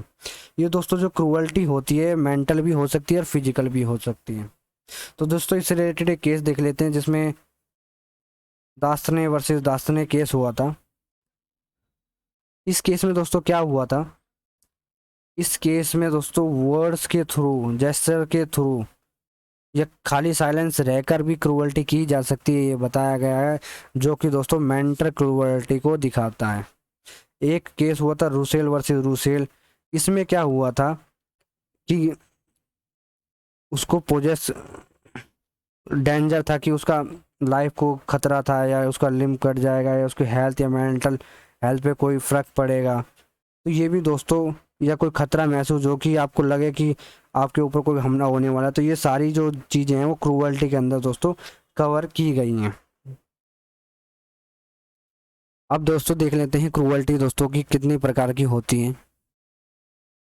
जैसे कि मैंने बताया कि क्रूअल्टी 2 प्रकार की होती है, physical cruelty and mental cruelty. एक कौशल्या वर्सेस विशाखाराम एक केस हुआ था दोस्तों। इसमें क्या करता था कि हस्बैंड मारता था अपनी वाइफ को, तो वाइफ ने क्या किया एक पुलिस कंप्लेंट लॉन्च कर दी, जबकि कि उसको कोई सीरियस इंजरी उसमें मार से नहीं हुई थी, पर it was held that the serious injury is not required. मतलब अगर थोड़ी बहुत भी क्रूअल्टी अगर मार पिटाई भी हो रही है घर में तो वो भी क्रूअल्टी के अंदर आएगा। इस प्रकार की क्रूअल्टी को हम फिजिकल क्रूअल्टी कहते हैं। एक दोस्तों केस हुआ था भगत वर्सेस भगत का। इस केस में क्या हुआ था कि मेंटल पेन क्या होता है या मेंटल क्रूअल्टी क्या होती है उसके बारे में बताया गया है।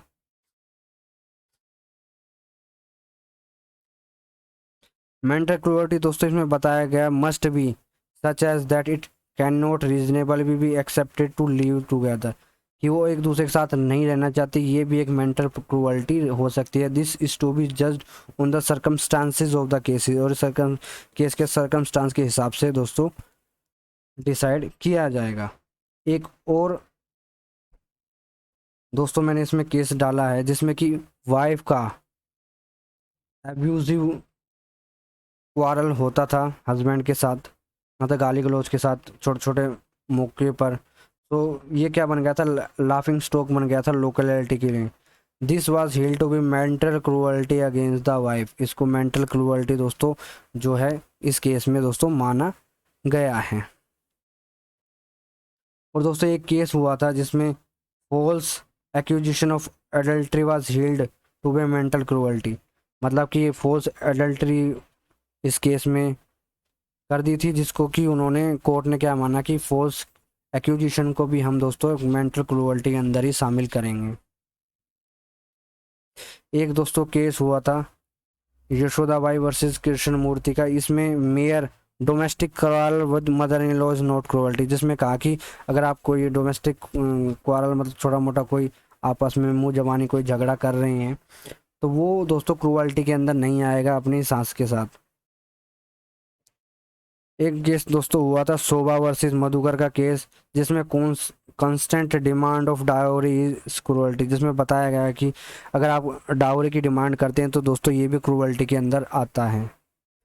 एक ज्योतिष चंद्रा वर्सेस मीना का केस हुआ था। Husband was not interested in wife and he was called indifferent, sexually abnormal and preserve, it was physical as well as mental cruelty. इसमें दोस्तों हस्बैंड जो है वो इंटरेस्टेड नहीं था, जो कि एबनॉर्मल और प्रिजर्व था, अपने आप में ही रहने वाला था, वो किसी के साथ घुल मिलता नहीं था, अपने जो भी उसकी लीगल ड्यूटीज़ थी एज ए हस्बैंड उसको पूरा नहीं कर रहा था। तो इसको दोस्तों जो कोर्ट है उसने physical as well as mental cruelty माना है। तीसरा दोस्तों जो हमारा ग्राउंड हो सकता है डाइवोर्स का, वो हो सकता है डिजर्सन। डिजर्सन दोस्तों तीन प्रकार की होती है, एक्चुअल, कंस्ट्रक्टिव एंड विलफुल। दोस्तों इसके बारे में अभी अब हम डिटेल में समझने वाले हैं। एक्चुअल डिजर्सन दोस्तों, एक्चुअल डिजर्सन क्या होती है इसको देख लेते हैं। एक्चुअल डिजर्सन मतलब कि बिना किसी रीजनेबल काज के, विदाउट किसी कंसेंट के, अगर 2 साल पास हो गए और वो आ ही नहीं रहा, मतलब घर छोड़ के चला गया है, तो इस प्रकार की डिजर्सन को दोस्तों हम क्या कहेंगे, एक्चुअल डिजर्सन मानेंगे। एक एक केस हुआ था लक्ष्मण वर्सेस मीना का केस। इसमें जो वाइफ थी वो एक रिच फैमिली की थी and she was required to live in a joint family of husband, और वो क्या करती थी, जॉइंट फैमिली में दोस्तों वे रहते थे। उसमें क्या करती है, वाइफ बिना बताए अपने पेरेंट्स के घर चली जाती है और फेक प्रॉमिस करती रहती है कि वो आएगी, और वो बट नेवर डिड, पर वो नहीं आई। तो इस प्रकार के डिजर्शन को दोस्तों हम एक्चुअल डिजर्शन मानेंगे। ठीक है, एक केस दोस्तों ये और देख लेते हैं। एक जगन्नाथ वर्सेस कृष्णा का केस हुआ था, जिसमें wife become Brahma Kumari and refuses to perform marital obligation. तो इसको भी दोस्तों हम क्या मानेंगे, डिजर्शन मानेंगे, एक्चुअल डिजर्शन मानेंगे। मतलब वो ब्रह्म कुमारी मानेंगे, उसने जो है सब कुछ त्याग दिया। तो इस प्रकार की जो डिजर्शन होती है उसको हम एक्चुअल डिजर्शन के अंदर काउंट करते हैं।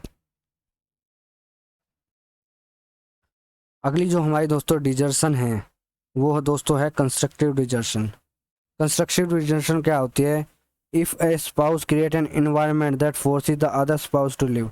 मतलब एक स्पाउस ने ऐसा एनवायरनमेंट क्रिएट कर दिया कि दूसरे को उसकी वजह से जाना पड़ा। तो इस प्रकार की जो डिजर्शन दोस्तों होती है उसको हम कंसिडर डिजर्शन कहते हैं। एक ज्योतिष चंद्र वर्सेस मीना का केस हुआ था, इसमें husband was not interested in wife and he was cold and indifferent. तो वो उसके साथ नहीं रहना चाह रहे थे एंड वेंट टू इंग्लैंड, वो क्या करता है कि इंग्लैंड चला जाता है। Then come back and send wife to England to PhD, आ जाता है। उसके बाद वो क्या करता है, जब अपने यहाँ आता है तो उसके बाद वाइफ को वहाँ भेज देता है, जो कि शो कर रहा है इसको, कंस्ट्रक्टिव डिजर्शन को दोस्तों शो कर रहा है। इसमें वाइफ को फोर्स किया गया टू लिव सेपरेटली। अगली जो डिजर्शन है दोस्तों वो है wilful neglect. If a spouse intentionally neglect other spouse without physical desertion, it is called still desertion. अगर मान लो एक स्पाउस दूसरे स्पाउस को निगलेक्ट कर रहा है बिना उसको छोड़े हुए, बिना कोई फिजिकल डिजर्शन के, तो इस प्रकार के डिजर्शन को हम विलफुल नेगलेक्ट कहते हैं। एक बलिहार वर्सेस दिहार दास दोस्तों केस हुआ था। इसमें क्या करता है, रिफ्यूज कर दिया टू परफॉर्म करने के लिए basic marital obligations such as denial of company और intercourse to provide maintenance is wilful neglect. दोस्तों इस प्रकार के डिजर्शन को दोस्तों हम क्या कहेंगे, विलफुल नेगलेक्ट कहेंगे।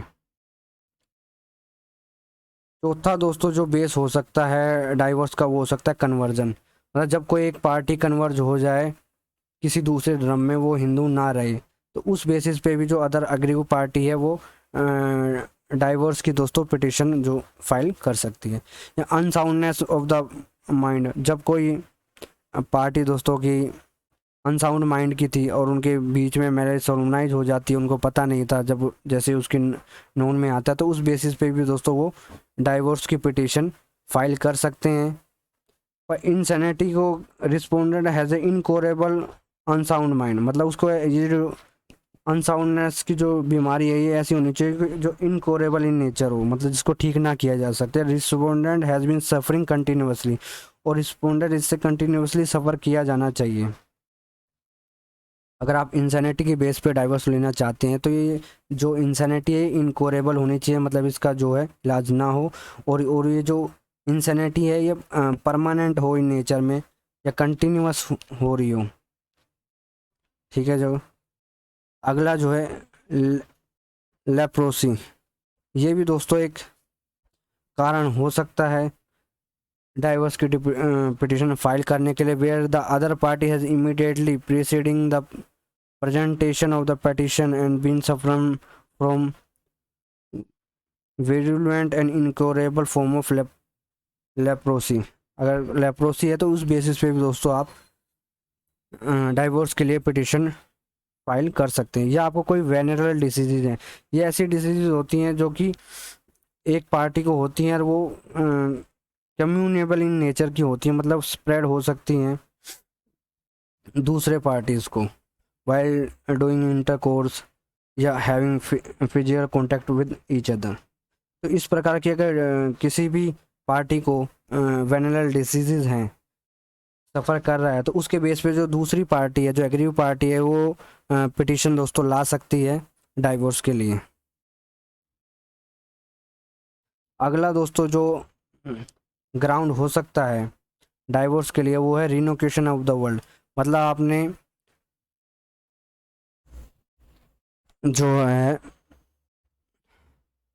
वर्ल्ड का, मतलब आपने संसार का ही दोस्तों त्याग कर दिया, आप एक ऋषि मुनि बन गए हो, आपको समाज से किसी से कोई मतलब नहीं है। When the other party has renounced the world, entering an religious order or under the act, a person is presumed to be dead or is not been heard be as alive for the period of last 7 years। तो इस प्रकार के case में जब आप रिन्यूकेशन कर देते हो, आप कहीं चले जाते हो या नहीं चले जाते हो और आपको 7 साल तक किसी को भी यही नहीं पता कि आप जीवित हो या मर गए हो, या आप घर में भी हो तो आपकी अवस्था इस प्रकार की कि आपको किसी भी जीने मरने से कोई फ़र्क नहीं पड़ रहा, तो उस केस में दोस्तों उस ग्राउंड पे आप डाइवोर्स की दोस्तों पिटिशन फाइल कर सकते हो, उसको ला सकते हो। डाइवोर्स की पिटिशन के लिए आप एप्लीकेशन प्रेजेंट कर सकते हो। और दोस्तों एक होता है प्रिज्यूम्ड डेथ, अगर मान लो आप 7 साल तक कहीं चले गए हो, किसी को भी आपके जीवित होने के बारे में कुछ भी नहीं पता, तो उस समय आपको प्रिज्यूम्ड डेथ मान लिया जाएगा। और प्रिज्यूम्ड अगर मान लो कोई 7 साल तक किसी के बारे में नहीं पता चलता, तो उसमें जो उसकी अदर पार्टी है वो दोस्तों डिवोर्स की पिटिशन फाइल कर सकती है। Non resumption of cohabitation after decree of judicial separation, मतलब आपको जुडिशली सेपरेट कर दिया गया था, आपने पिटिशन डाली थी कोर्ट में, और कोर्ट ने आपको अलग अलग रहने के लिए कहा गया था, और 1 साल बाद दोस्तों जब आप आए, 1 साल बाद भी आपको नहीं लगा कि अब आप साथ में रह सकते हैं, तो उस बेसिस पे भी दोस्तों आप डाइवोर्स के लिए अप्लीकेबल हो जाते हो।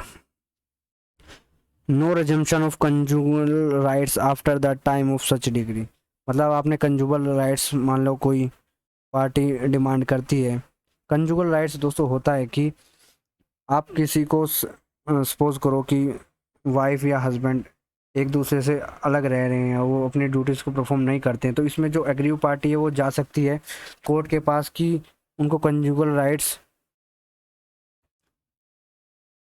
के हिसाब से साथ रहने के लिए रेस्टिट्यूट किया जाए, रेस्टिट्यूशन ऑफ कंज्यूमर राइट्स का सहारा लेकर वह पार्टी इसको फोर्स कर सकती है कि वो अपनी ड्यूटीज़ को परफॉर्म करें।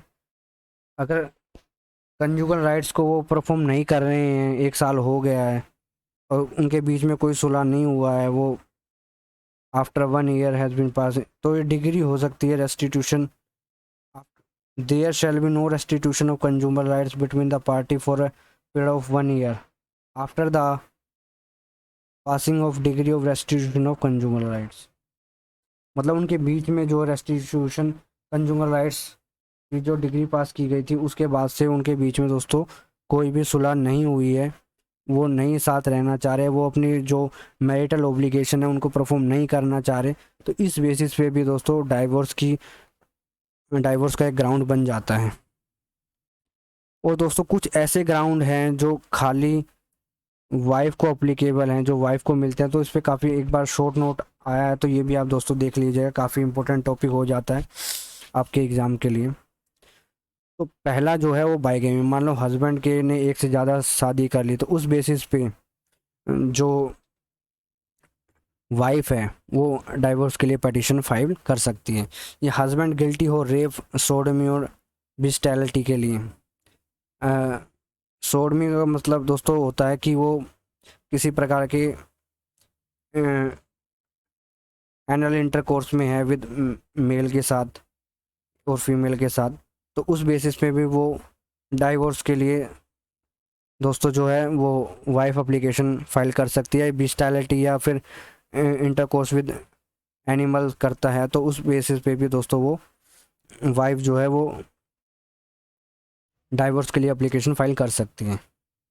डिग्री और ऑर्डर अवार्डिंग मेंटेनेंस, मान लो कि आपने मेंटेनेंस आपको अवार्ड की गई है section 125 of criminal procedure code के हिसाब से, और उसके बाद against the husband awarding maintenance with wife with notwithstanding that she was living apart since after the passing of such decree cohabitation between the parties has not been resumed for 1 year and onward. मतलब maintenance award किया जा रहा था और देखा गया कि कोहिबिशन नहीं हो पा रहा है, एक साल के बाद भी पार्टीज एक दूसरे के साथ नहीं रहना चाहिए चाह रही है, तो उस बेसिस पे भी दोस्तों जो वाइफ है वो डाइवोर्स के लिए एप्लीकेशंस फाइल कर सकते हैं, एक ग्राउंड बन जाता है। या रेपुटेशन ऑफ मैरिज, मतलब कि मैरिज दोस्तों जो हुई थी, वो जो गर्ल थी उस समय वो 18 साल से कम की थी, सपोज करो, या 15 साल से कम की थी जब ओल्ड लॉ के हिसाब से, ओल्ड हिंदू मैरिज के हिसाब से, और उस समय जो मैरिज हुई। तो इस प्रकार की जो मैरिज है, अगर मान लो वो जब अपनी जो कि एज डिफाइंड है मैरिज हिंदू मैरिज एक्ट में, एक वैलिड जो एज होनी चाहिए, उस एज में आने के बाद वो अपनी उस मैरिज को, जो उस समय चाइल्ड मैरिज हुई थी, तो उसको रेपुटेट कर सकती है, उसको ख़त्म कर सकती है। और डाइवोर्स के लिए भी वो दोनों फाइल कर सकते हैं म्यूचुअल कंसेंट से, और डाइवोर्स भी ले सकते हैं अंडर सेक्शन 3B के अंदर। ठीक है दोस्तों, अगला जो है वो डाइवोर्स बाय म्यूचुअल कंसेंट। आप म्यूचुअल कंसेंट से भी दोस्तों डाइवोर्स ले सकते हैं।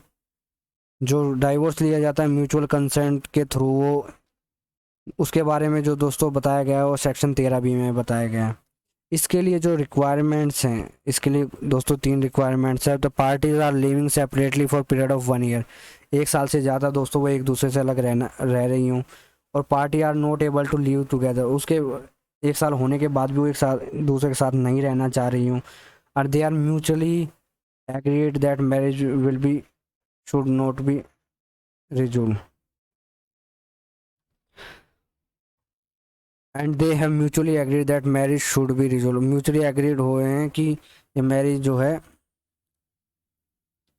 ख़त्म कर दी जाए। तो इस प्रकार की तीनों कंडीशन सेटिस्फाई होने के बाद दोस्तों वो जो है वो डाइवोर्स के लिए पिटिशन फाइल कर सकते हैं म्यूचुअल कंसेंट के बेसिस पे। The first requirement of the party should be living separately for at least 1 year before filing the, मतलब कि फर्स्ट कंडीशन की 1 साल तक दोस्तों उनको अलग रहना है। इसमें जो लिविंग सेपरेटली है दोस्तों, इसको थोड़ा सा डिटेल में हम समझ लेते हैं। लिविंग सेपरेटली का क्या मतलब होता है, किस प्रकार के केसेस में इसको बताया गया है। सुप्रीम कोर्ट जो है इंडिया का, एक केस हुआ था सुरेष्टा देवी वर्सेस ओम प्रकाश का। इसमें दोस्तों जो जो वर्ड है लिविंग सेपरेटली, इसके बारे में दोस्तों बताया गया है। The expression living separately connotes not living like husband and wife. इसका मतलब ये होता कि आप हस्बैंड एंड वाइफ की तरह एक दूसरे के साथ नहीं रह रहे हो। It has no reference to place of living. इसका मतलब किसी भी प्लेस ऑफ लिविंग से नहीं है। द पार्टीज में live under same roof by way of circumstances. Party ये भी हो सकता है कि एक ही रूफ के अंदर रह रही हूँ, ये नहीं हो रहा कि वो अलग अलग रह रही हूँ, वो उस घर में रह रहा हूँ, इस घर में। तो ये इसके लिए दोस्तों ज़रूरी नहीं है। बस वो अपने जो भी ओब्लिगेशंस हैं, जो भी एक दूसरे के प्रति राइट्स एंड ड्यूटीज़ हैं, उसको परफॉर्म नहीं कर रहे हैं, वो होना चाहिए। ये चीज़ लिविंग सेपरेटली के अंदर आता है। ये नहीं कि वो अलग अलग भी रह रहे हैं। वो अलग रहना, एक छत के नीचे रहना, एक छत के नीचे रहना, ये इस पर डिपेंडेंट नहीं होता। Yet them may not be living as a husband and wife. What seems to be important is that they have no desire to perform marital obligation. उनकी कोई डिज़ायर नहीं है कि वो marital obligation को perform करे। That they have been living separately for a period of 1 year immediately after presenting the petition. जैसे ही उन्होंने petition present करी उसके बाद से दोस्तों वो 1 year तक रह रहे हैं separately. It has been ruled out by Supreme Court in various cases that expression has been living separately does not necessarily mean physical separation or living separately apart, which is material that no marital obligations are performed between the spouse and they are not living together as a husband and wife. ये काफ़ी cases में दोस्तों बताया गया है supreme court के द्वारा कि फिजिकल सेपरेशन का मतलब ये फिजिकल सेपरेशन नोट नहीं होने चाहिए, वो लिविंग सेपरेटली होने चाहिए। ये नेसेसरी नहीं होता। लिविंग सेपरेटली का मतलब कि वो फिजिकली भी सेपरेट हो, मतलब वो अपनी परफॉर्म ड्यूटीज़ नहीं कर रहे, मैरिटल ओब्लिगेशन को परफॉर्म नहीं कर रहे, यही काफ़ी हो जाता है लिविंग सेपरेटली होने के लिए। Parties must not be able to live together. जैसे ये दोस्तों ये 1 साल पास हो गए, उसके बाद भी वो पार्टीज जो है वो एक दूसरे के साथ नहीं रहना चाह रहे। इसी सुरेस्टर देवी वर्सेस ओम प्रकाश केस में तो supreme court observe that have not been able to live together seems to indicate the concept of break down of marriage. ये अगर वो एक साथ नहीं रहना चाह रहे तो ये दिखाता है कि उनके बीच जो मैरिज का जो कॉन्सेप्ट है वो ब्रेक डाउन हो गया है। And there is no possibility of any reconciliation, और कोई पॉसिबिलिटी नहीं बची है जिससे कि उनकी मैरिज को रिकनसाइल किया जा सके या उसको सुधारा जा सके। The party need not to establish the fact they have not been able to live together, मतलब वो एक साथ नहीं रहना चाह रही। The very fact that they have presented a petition by mutual consent, तो एक म्यूचुअल कंसेंट के साथ दोस्तों वो एक पटिशन प्रेजेंट करी है। And that they are not been able to live together, वो एक दूसरे के साथ नहीं रहना चाह रहे हैं। ठीक है दोस्तों, ये जो थी ये कंडीशंस थी अगर आपको डाइवोर्स चाहिए म्यूचुअल कंसेंट पे। तो इस पे भी काफ़ी बार दोस्तों शॉर्ट नोट आया है। शॉर्ट नोट में काफ़ी पूछा गया है क्वेश्चन कि डाइवोर्स म्यूचुअल कंसेंट पे कैसे लिया जा सकता है। तो आपको इनका ग्राउंड्स को दोस्तों, इसकी जो एसेंशियल रिक्वायरमेंट्स हैं इसको बताना है, और दोस्तों इनको थोड़ा सा वाइडली ऐसे डिस्क्राइब कर देना है आपने विद केस लॉस। इनको जो आपने केस लॉस के साथ इस प्रकार डिस्क्राइब कर देना, तो काफ़ी अच्छी आपका एक क्वेश्चन का आंसर हो सकता है इस प्रकार के शॉर्ट्स क्वेश्चन के लिए। दोस्तों आपको मेरी वीडियो कैसी लगी, और ये वीडियो अगर दोस्तों आपके लिए हेल्पफुल हो तो आप इसको अपने दोस्तों के साथ अवश्य शेयर कीजिएगा। इसको लाइक कर दो, जिसने अभी तक इसको लाइक नहीं किया शेयर कर दो और सब्सक्राइब कर दो, ताकि इस प्रकार की यूज़फुल वीडियो की दोस्तों नोटिफिकेशन आपको मिलती रहे। और दोस्तों मैंने देखा कि कई बच्चे इस वीडियो को देखते तो हैं पर इसको लाइक और शेयर नहीं करते। दोस्तों आपका लाइक और शेयर दोस्तों हमें मोटिवेट करता है इस प्रकार की वीडियोस को लाने के लिए, ताकि हम इस प्रकार की वीडियोस हम लेके आए। हम आपके लिए दोस्तों काफ़ी घंटों मेहनत करते हैं इस प्रकार के कंटेंट को डिज़ाइन करने के लिए। दोस्तों अगर आप खाली इनका स्क्रीनशॉट लेके भी इनसे पढ़ते हैं तो भी दोस्तों आप अपने फैमिली लॉ के जो पेपर है उसको इस एक वीडियो के थ्रू मोस्टली दोस्तों आपका 50% पेपर दोस्तों इसी में से आ रहा होगा।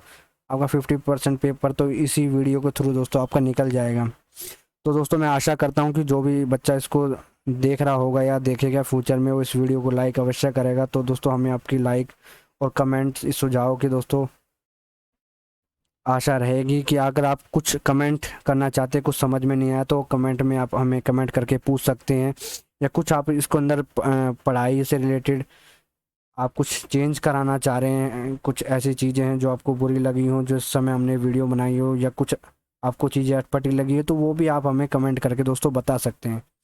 या अगर आपको ये वीडियो अच्छी लगी है तो भी अपने कमेंट करके दोस्तों हमें बताएं कि ये वीडियो कैसी लगी, वो हमें काफ़ी मोटिवेट करेंगे। तो दोस्तों मिलते हैं फिर एक अगले दिन एक नई वीडियो के साथ। जब तक के लिए दोस्तों धन्यवाद।